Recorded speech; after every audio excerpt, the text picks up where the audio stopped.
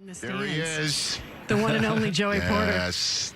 I'm trying to get him off of his phone. Like Joey, Tell him I said hi. Tell him I said hi, please. Rich Eisen says hello. Rich, what's going on with you, brother? DJ's in the booth with him, and obviously Joey Porter Jr. has that first 40 in there. I think he's at about 3. How do you analyze the first, Joey? Probably nerves. He knows he's faster than that, so he come here to run. He ain't got nothing to hide. I think he's going to run better the second one. It's real interesting because as he talked to us this week, you and Christy, hey Chris, hey Mom, you guys advised him to. He's getting phone calls. His phone's blowing up. Yes, son's about to run. So you guys advised him to stay for a senior year at Penn State. Why'd you do that?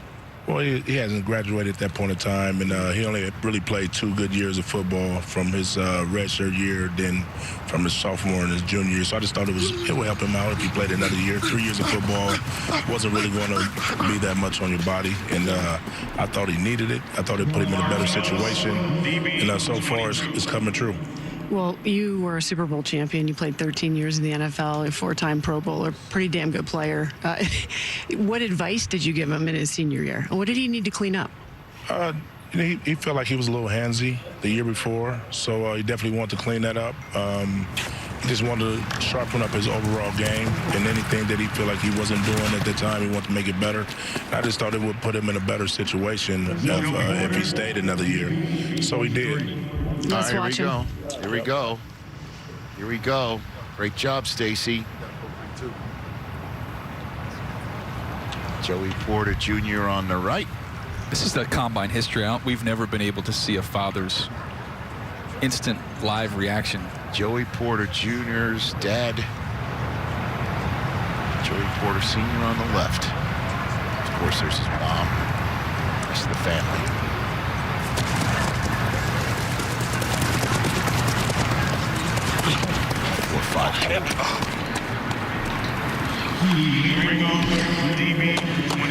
So what do you think? Right around the same. I mean, landed out at a 4.52 there. Thoughts on that one? Definitely won his best running, but you still have a pro date to make it better. He didn't have his best day running. He definitely thought he was going to run better. He was going to run 4.3s for the most time, so it didn't happen. Where do you think he's going to excel at the next level, though, Joey? Because, I mean, he's got that just under 81-inch wingspan. We know he's got the length and the speed. You played the game for so long at such a high level.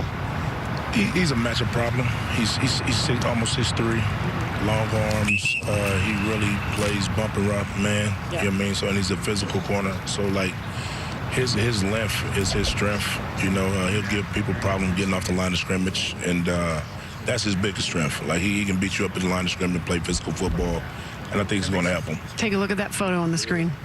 What do you think about that? Yeah, that's him and my youngest boy. My youngest Jacob is at Temple. Then that's the whole family shot right there. Jayla and Jazzy, my wife Christy. You rock. Thanks for joining us. Hey, Mom. Good seeing you. Junior running at the combine in front of his dad and his mom and the rest of his rooting section. Top Billin. The final stats and measurements are in for my boy JPJ from my Nittany Lions. We are.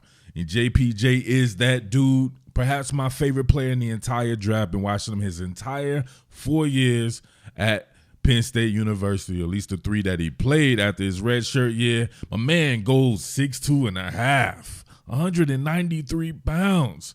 Come on, man. That is some incredible size right there at the cornerback position. If we see here, what I wanted to see, a 4.46. My man running a 4.46 at 6'2.5" with them long-ass arms, a 10.9 broad jump, 35 on the vert. The kid is a physical specimen. You know who he reminds me of? My man reminds me of Antonio Cromartie. That's hard. Just like Antonio Cromartie, of course, JPJ can be a little bit of a predator out there, you know what I mean, right? Get a little bit touchy-feely out there. Once he eradicates that from his game and just plays cornerback with his eyes and with his feet, oh, man, he is going to be a force of nature. No doubt about that. I already did a film study on him as it concerns to a team that I know is going to need a cornerback. That will be the Baltimore Ravens, right? My home away from home. But I want my Birds to get this man. If they cannot get Christian Gonzalez, I want him to come here to Philly. And between Philly and Baltimore, my old stomping grounds, right? And out here in Philly, I think he could do wonders out here in the Mid-Atlantic. JPJ is that good. So I'm going to go ahead and re-release this film study for people who hadn't seen it right there, JPJ. Now you get to put the measurements there, and I was wondering about that in the film study, exactly what he would run, and we know he can run. So, yeah, JPJ, baby. Let's get it. What more can I say? Top Billin. All right, I've seen every snap in a Penn State uniform for my man Joey Porter Jr. playing for my Penn State Lions. Now, I'm going to give it to you real. You know, I keep the bias out of any and everything I do, no matter what. Fandom be damn. I'm about business first. I'm about neutral analysis. My man Joey Porter Jr. is damn good. No doubt about that. 6'2", over 190 pounds. If he can run in the mid 4.4, like a 4.44, 4.45 or something like that, yeah, he's going to be very good. Now, he has some shit that he has to work on, no doubt about that. But, man, you talk about getting vert. Yeah, good luck getting vert on Joey Porter Jr. here. Now, check this out right here going against Minnesota. Oh, you can see him kind of fall off the cliff, get their hands on him, and oh, look at that. Then pose on him a little bit. All right here, crouching, tiger, hitting, dragon. Maybe a little too wide in the base width on this one right here. Maybe want to narrow it up a little bit so you don't have to take a false step after you've taken inventory here. And you want to see that man kind of be patient with the hands here. It seems like he kind of guesses right there. He shoots the right hand to nothing, right? Shoots the right hand and then catches with the left. You don't want to do that right there. If it's an outside move, I say it all the time, you want to take that right hand, shoot it to that left shoulder pad because it's a range finder. You're not trying to impede anyone's progress. You're not trying to be like my boy James Bradbury and hold somebody in the Super Bowl right there. You know what I'm saying? Get called for a holding penalty or something like that. You want to use it as a range finder there. You can see him almost had to fall off the cliff right there, but look at him get back into the hip pocket. You know why? Because I believe Joey Porter can run. 6'2" with them long ass arms. Look at that right there. Get in, start tracking on him. Turn your body into his body, right? Pause. And you have to make sure you track that ball right there. You can see those long arms working for him. Boom. Look at that. As a matter of fact, Yaka. That's that bad boy away right here. Hell of a vertical rep right there. Got my boy Jair Brown over the top right there. There's somebody else that people need to take a hold of. It's one of my top 2 or 3 safeties in the draft right there. But Joey Porter Jr., hell on wheels if you're trying to run vert on him. Check out the FBI right here. Now, this looks to be cover 6. So you have cover 2 on Porter's side. Porter's right here, and you get cover 4 on this side. So playing cover 2, obviously he gets to really squat on underneath routes. So you can see him here with this particular route developing. You get a vert route right here in his face, and then you get the slot working an out route. So you can see here, if this is his zone, then he is able to squat on anything underneath. And you can see right here, him playing off-man coverage allows for him to keep eyes on the quarterback. Now check it out with the development here. Now, it's a $1 million play, a $0 finish, right? A 15-cent finish. Look at that. That's hard. Look at that. Passes him off. He has Jair Brown over the top.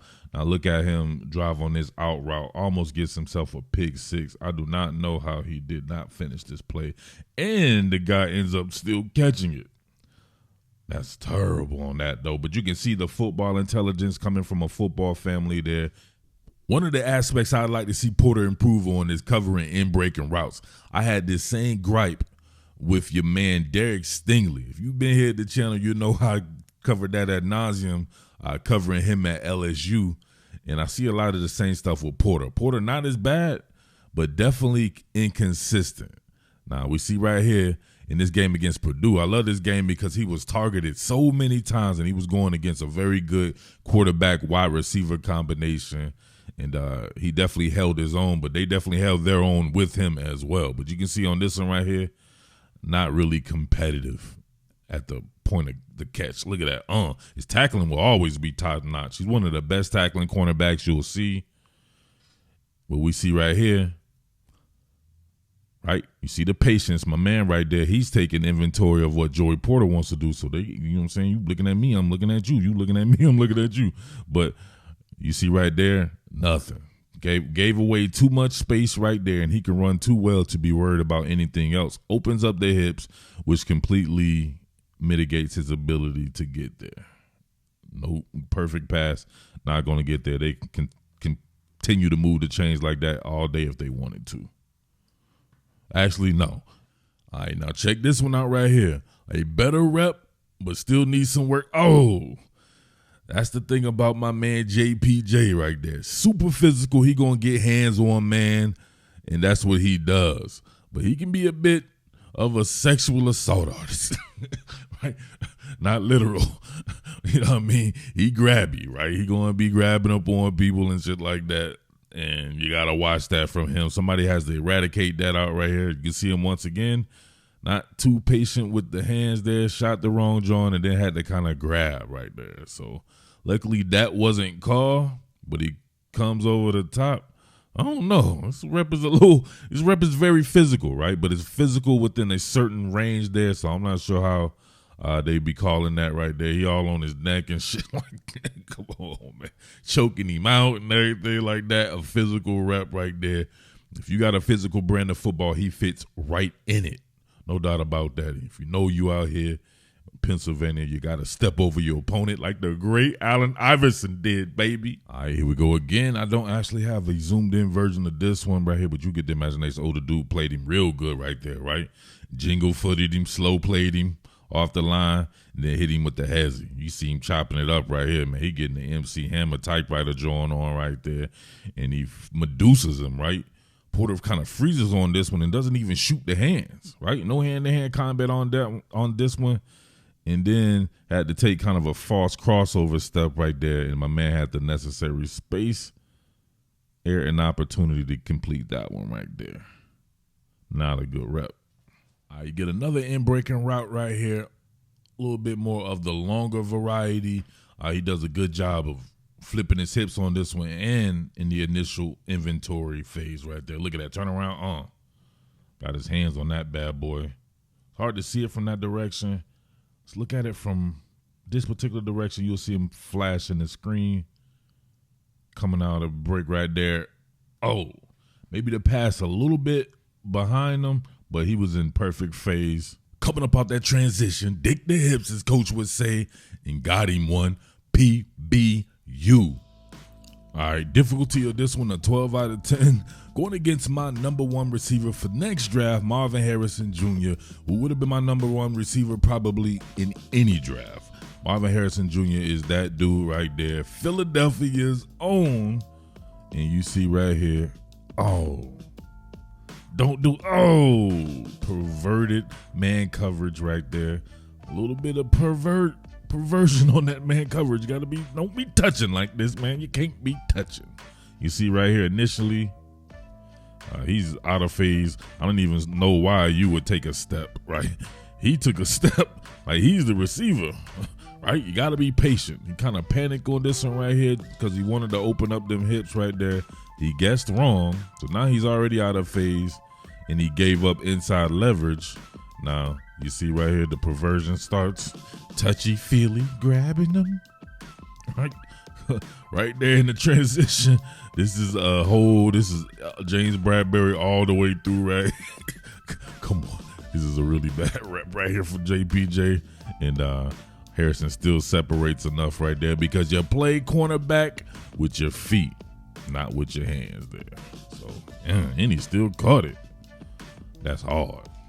Not for JPJ, but that's definitely hard for Marvin Harrison. All right, now look at this vertical route here against Julian Fleming. My man was the number one recruit in the state of Pennsylvania, one of the biggest recruits ever out of the state of Pennsylvania.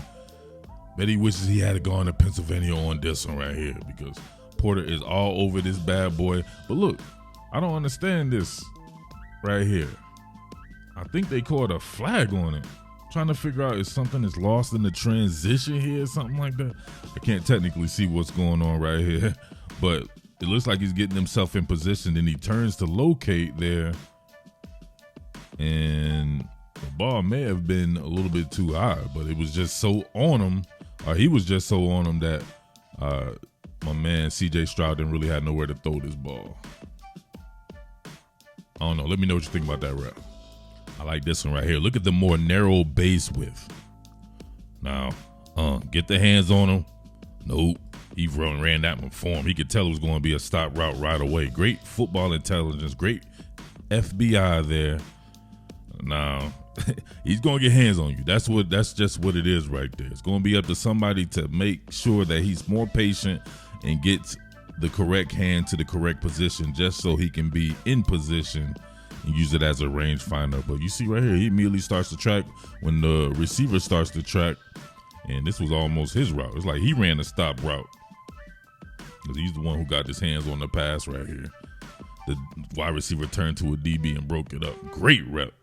This is by far his best in-breaking route rep. Look at this. Look at the patience. Now look at the acceleration. Long arms of the law broke it up. Long arms of Allah. Arm, leg, arm, and head. But here we go right here. You see the patience there? Right? He opened up this time instead of taking a jab step towards the receiver like he was afraid.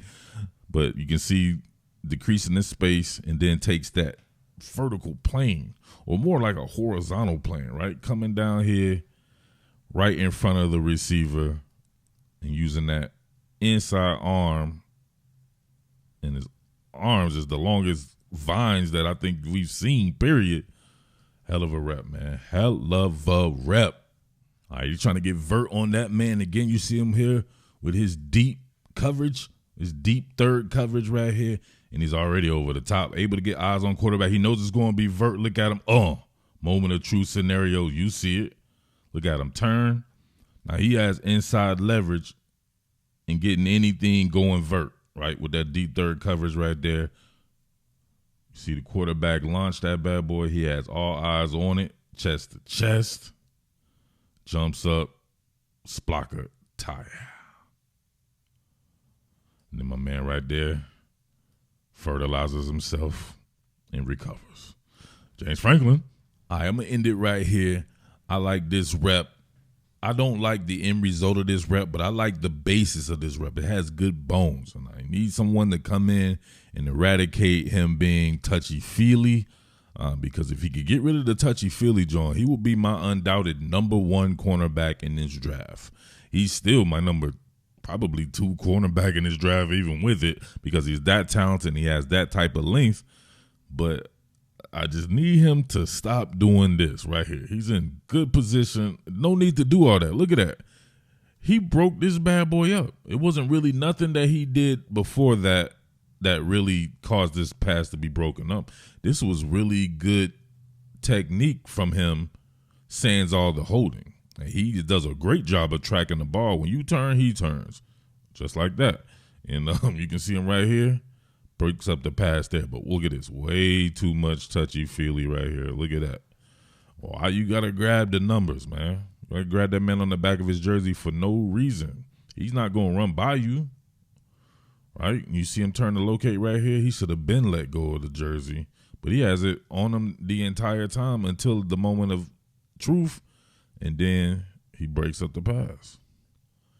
Suppose he did not have his hands on his jersey.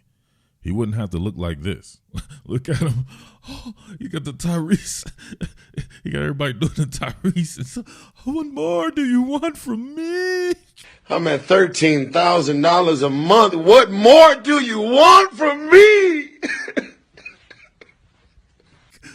Come on, man.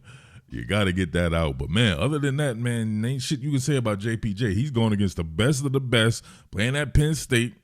He came in. They put him right out there in the fire when it was his time to play. He got to see all kinds, and he got to play for both Brent Pry and Manny Diaz, two of the best defensive minds in the business.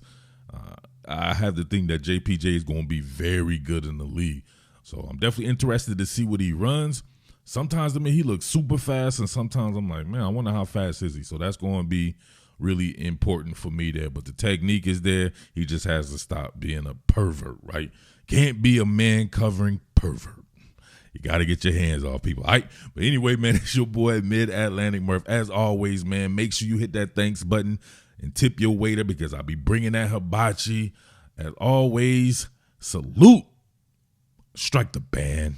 What more can I say? Top Billin.